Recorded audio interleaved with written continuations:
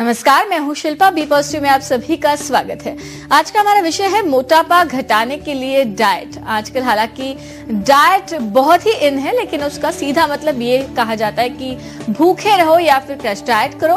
हालांकि काफी सारी जद्दोजहद के बाद भी फैट को कम होता नहीं देखते हम, तो ऐसे में करें तो क्या करें?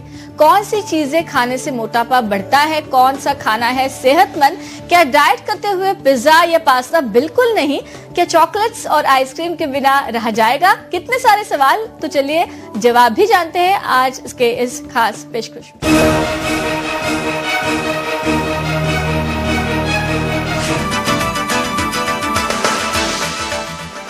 एक बार फिर आपको आज का टॉपिक बताते हैं। आज हम बात करेंगे कि डाइट के जरिए किस तरह से घटाया जाए मोटापा, और हमारे साथ स्टूडियो में मौजूद है न्यूट्रिशनिस्ट आम्रपाली पाटिल। तो आप भी अपने सवाल सीधे उन्हें पूछा और जवाब भी पाए अभी बी पॉजिटिव में। आम्रपाली, आपका बहुत बहुत स्वागत है TV9 के studio. Thank you very much Shilpa जी।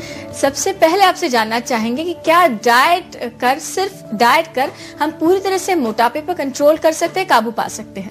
नहीं, डाइट का काफी हद तक हिस्सा होता है वेट कम करने में, but it should be a combination. ये एक मिली जुली टैक्टिक होनी चाहिए जहां आप एक्सरसाइज भी करते हो, ढंग की एक्सरसाइज करते हो और साथ ही में डाइट भी करते हो। डाइट माने बैलेंस डाइट। यूं नहीं होना चाहिए कि इट्स आउट ऑफ प्रपोर्शन, आपने कुछ भी न खाया हो, खाली पेट रह रहे हो। It's not that way. So it should be a combination of exercise and diet. जी, हमारे साथ कॉलर जुड़ रहे हैं। यहाँ पर एक पहली कॉलर है। नमस्ते, अपना सवाल पूछिए।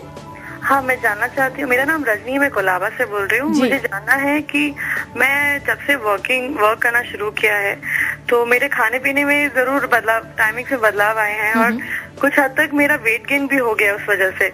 मैं जान नहीं पा रही कि मैं खाना भी खा रही हूँ और शेड्यूल में बदलाव आए, इस वजह से मोटापा बढ़ रहा है, या मैं खाना गलत खा रही हूँ इस वजह से मोटापा बढ़ रहा है? आप अपने खाने के बारे में कोई डिटेल्स यहाँ पर दे सकते हैं? क्या कुछ खाते हैं? क्या जंक फूड आप ज्यादा खा रही हैं? नहीं, मैं अपना लंच, जैसे हम रोटी सब्जी खाते हैं वो वही खाती हूँ, बस ये है कि अगर लंच है तो वो इवनिंग में हो जाता है। उसके कुछ 2-3 घंटे बाद मैं डिनर भी ले लेती हूँ। ठीक है, ओके, थैंक यू, शुक्रिया। शायद समय जो है वो उतना वो नहीं। हाँ, समय का अभाव पड़ा थोड़ा सा। शायद हमें और अधिक जानकारी मिलती तो और फायदेमंद होता, हम अच्छी तरह से इनको जवाब दे पाए। लेकिन रजनी जी, हाँ, इफेक्ट हो सकता है। आप कौन से वक्त लंच करते हो, कौन से वक्त डिनर करते हो, ये बातें बहुत मायने रखती। जैसे डिनर 8 के पहले होना चाहिए, और आप साथ में क्या खाते हो डिनर में, लंच में क्या खाते हो, ये सारी बातें बहुत जरूरी है जानना, और इनकी कैलोरिक वैल्यू क्या है इनको देखना और फिर समझना। प्रॉब्ली इसी की वजह से आपकी वेट में ये वेरिएशंस हो रहे हैं जी। तो शायद ये अगर हमें बता पाए कि क्या डिटेल्स में, तो हम तो ज्यादा हम इनको अच्छी तरह से हेल्प कर पाएंगे। जी, यहाँ पर एक सवाल उठता है कि कई लोगों का कहना होता है कि थोड़ा सा खा ले तो मोटापा हो जाता है, फैट बढ़ जाता है। तो फैट में कैसे कन्वर्ट होता है खाना, ये हम जरूर जानना चाहेंगे। जी जरूर। देखिए, आप 1 gram of fat is equal to 9 calories. Okay, generally हम देखें तो हमारी डाइट में 7 अंश होते हैं। We have proteins, fats, carbohydrates, then we have vitamins, minerals, fibre and water. तो सीधी सी बात है, जिस डाइट में फैट्स, कार्बोहाइड्रेट्स और प्रोटीन्स इनकी मात्रा अधिक हो तो इनसे वेट या मोटापा बढ़ता है। यानी हमें ऐसी फूड्स खानी चाहिए जिनकी कैलोरिक वैल्यू कम है। तो fats, coming back to fats, 1 gram of fat is equal to 9 calories. और ये फैट जो है, फैटी डाइट से हम इसको इनटेक करते हैं, इसका it gets broken down, digestion right, it starts right from the mouth, saliva के माध्यम से या हमारी जो थूक है इसके माध्यम से फैट डाइजेस्ट होना, फैट यानी फूड डाइजेस्ट होने लगता है, and then it enters the stomach, जहाँ वो एक आधे घंटे के लिए, फ्रॉम 30 मिनट्स 2 आवर्स के लिए रहता है, फिर आगे बढ़ता है। And by this time the food gets broken down into particles, and these particles enter the body. There are billions of cells in the body which take up these particles, fat particles. और यहाँ पे mitochondria नाम की एक वो होती है, there are these elements जहाँ पे फैट कन्वर्ट होती है एनर्जी में। तो जितना फैटी फूड हम खाते हैं उतनी, जैसे मैंने बताया कि इसकी कैलोरिक वैल्यू हाई है। Carbohydrate, 1 gram of carbohydrate is equal to 4 calories, and 1 gram of protein is equal to 4 calories, but 1 gram of fat is equal to 9 calories. तो फैटी फूड खाने से इस तरह से वेट बढ़ता है, क्योंकि पेशियां जो है हमारी वो उनको ज्यादा एनर्जी मिलती है और फिर ज्यादा स्टोरेज होता है इनका। जी बिल्कुल। यहाँ पर आपसे जानना चाहेंगे, कई लोग कहते हैं कि अगर मुझे मोटापा घटाना है तो नो कार्ब एट ऑल, तो ये किस हद तक सही है? काफी हद तक सही है शिल्पा जी, पर इस तरह से नहीं होना चाहिए कि आपने टोटली बंद कर दिया।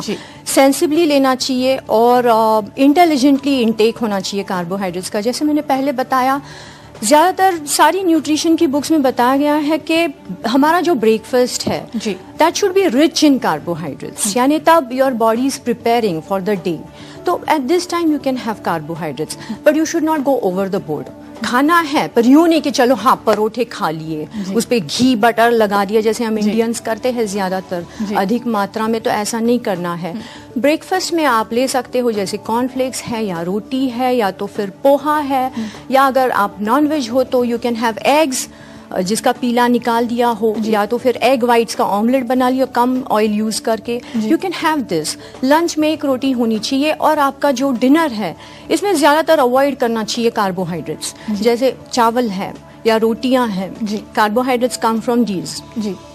स्पेशली जो मोटे लोग हैं उन्होंने रात में तो नहीं खाना चाहिए बिल्कुल भी कार्बोहाइड्रेट्स, जितनी कम लेवल में। तो रात का खाना स्किप करना ज्यादा बेहतर? नहीं, रात का खाना स्किप नहीं करना चाहिए शिल्पा जी, लेकिन 8 साढ़े 8 के पहले तक आपने खत्म करना चाहिए। और इसमें डाइट में अधिकतर आपने सूप लेने चाहिए, सूप्स लेने चाहिए या स्प्राउट्स लेने चाहिए, लेकिन ज्यादातर मिक्स वेजिटेबल, बॉइल्ड वेजिटेबल्स के सूप्स लेने चाहिए। तो यहाँ पर साफ तौर से कि आप कितना खाना खाते हैं, इससे ज्यादा जरूरी ये भी कि किस समय पर खाते हैं और हजम होने के लिए कितना वक्त आप देते हैं। जी बिल्कुल। यहाँ पर आपसे जानना चाहेंगे कि लंच की अगर बात करें तो लंच में कौन कौन सी चीजें हैं जो हम ले सकते हैं और कौन कौन सी चीजें हैं जिन्हें अवॉइड भी करना चाहिए? ये किसके लिए है, यानी मोटे लोगों के लिए या मोटे लोगों के लिए जिन्हें मोटापा घटाना है? ओके, देखिए सबसे पहले हमें ये बहुत इंपॉर्टेंट बात याद रखनी है कि there is something called as basal metabolic rate, तो हमें हमेशा इसको ऑन रखना चाहिए। ये किससे बनती है कि आपका शरीर जो है वो हमेशा कार्यक्षम है। एक मसलन के तौर पे for example take an example of a car requires petrol, okay, for its engine to go on. Likewise we require food, but food should be it should be of low caloric value and we should take it every 2 to 3 hours. Food of low caloric value so that the BMR is kept high. Lunch में ज्यादातर lunch सही वक्त पे होना चाहिए, सही distance होना चाहिए। जैसे अगर मॉर्निंग में आपने खा लिया हो तो अबाउट 2 to 2.5 hours के after that somewhere around 12:30 1 o'clock you can have lunch. और लंच में एक आध रोटी होनी चाहिए जिसमें आपने घी न लगाया हो या ऑयल न इस्तेमाल करा हो। You can have a jawar bhakri also, a small medium-sized bhakri, and a good amount of salads, a good amount of what should I say, vegetables. जी। और उसमें ऑयल कम यूज करना चाहिए। जी, साथ ही आपसे जानना चाहेंगे, कई लोग जब डाइट पर जाते हैं मोटापा कम करने के लिए तो उन्हें सलाह दी जाती है कि सिर्फ आप प्रोटीन वाला डाइट लीजिए या सिर्फ जूसेस लीजिए या लिक्विड्स पर रहिए, तो ये एक तरफा जो डाइट है वो कितना सही है हमारी बॉडी के लिए, या फायदा ज्यादा होता है या नुकसान ज्यादा होता है इसमें? दोनों भी होते हैं शिल्पा जी, फायदा भी होता है और नुकसान भी होता है। फायदा शुरुआत के दिनों में होता है, जब वेट कम होने लगता है और हम वेइंग स्केल पे देखते हैं और नापने लगते हैं कि वजन घट रहा है तो बहुत अच्छा लगता है, बट एक्चुअली देखा जाए तो लॉन्ग टर्म पे और otherwise also it's not beneficial, क्योंकि बैलेंस डाइट है नहीं तो बहुत सारी डेफिशिएंसीज होने लगती है। और जैसे डेफिशिएंसीज होती है तो उत्साह कम हो जाता है और हेल्थ भी सफर करने लगती है। तो मैं तो ऐसा सजेस्ट नहीं करूंगी।